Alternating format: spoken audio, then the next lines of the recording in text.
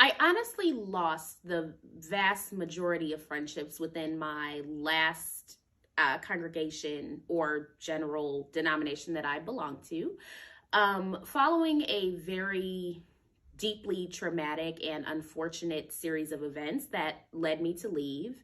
Basically, where my reputation had been dragged through the mud, a lot of which wasn't even true, heavily exaggerated, and I was made to look like this this terrible person that no one wanted to be associated with, all over stuff that largely wasn't even factual or was heavily exaggerated. And given my age at the time, especially, I was 21 when this began. It's not even like I was 35 or 45 or, an age where people would have you or hold you to a very high standard in terms of maturity and things like that.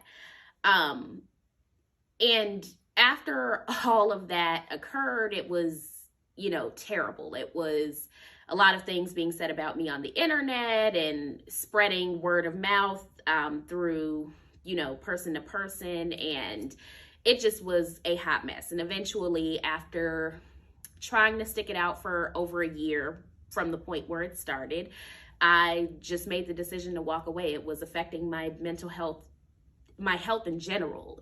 I had gone to the ER, I had passed out behind the wheel of my car, I was breaking down, drinking very heavily, to the point where like I was getting drunk like every other day just to deal with the mental anguish and the bullying, quite frankly, that went on during that scenario. So when it came to the vast majority of the friendships I had within that organization, I lost pretty much all of them, either because they proactively told me they didn't want to be associated with me or seen with me or whatever because of all the drama that was going on, or because I realized that they were treating me differently and they might not have had the guts to come out and say it explicitly like others did, but it was clear that they were treating me very differently and didn't want to be bothered with me. So all except for a very small portion of those friends, I ended up no longer having relationships with.